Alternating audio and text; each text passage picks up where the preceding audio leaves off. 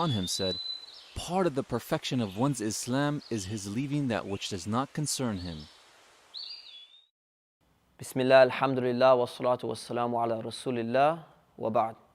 So what the Prophet is trying to say here is that if you want to be the best Muslim you can possibly be, you want your Islam to be really strong, what you need to do is you need to avoid one very, tempting thing which many people get involved in, and that is getting involved in things which don't concern you in the first place. What that really means is anything which concerns you is basically something which you should be getting yourself into. It's something which is going to benefit you in this life, or it's something which is going to benefit you in your next life. Anything beyond that that has no benefit in this life, no benefit in the next life, it's pretty much a waste of time.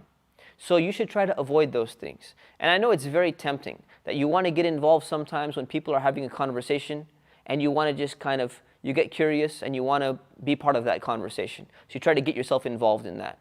Someone is talking about something and you may not even be a specialist in that field. It may not even be your area of expertise, but you go ahead and you want to say something about that. That's getting yourself involved in something which doesn't concern you.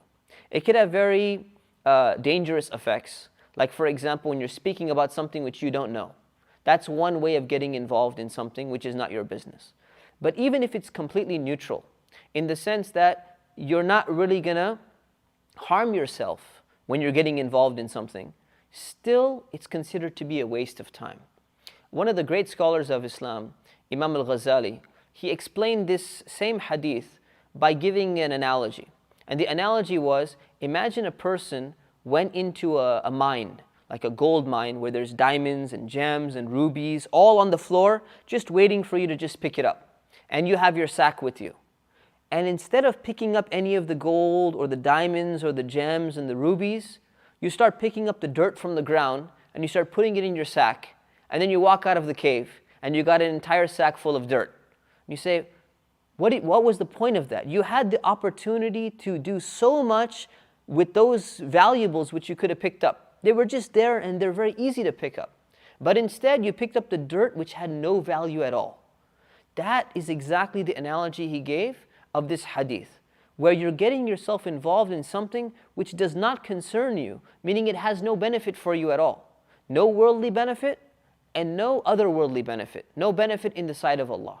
So whenever we do something, we need to ask ourselves and reflect and say, is this my business? In the sense that, is this really something I need to get myself involved? Will it help me or benefit me? Or will it benefit me in the next life? Because there's so many things that people need to do.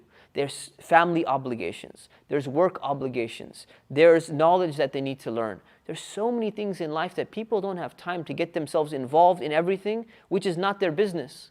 Because they actually have so much to do, which is their business and does concern them. So one of the great qualities of Islam and the great qualities of a Muslim who's trying to be the best Muslim they can be is that they focus on those qualities and those things which concern them in the first place and have some benefit in their life.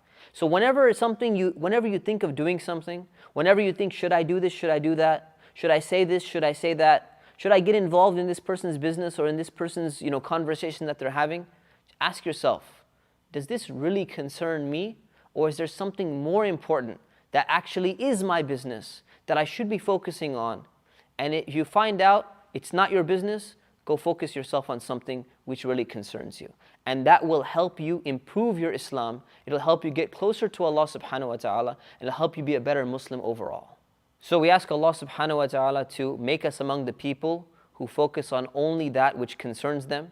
We ask Allah to make us among the people who focus our time and our energy and our efforts in doing things which will benefit us in the next life and things which will benefit us in this life.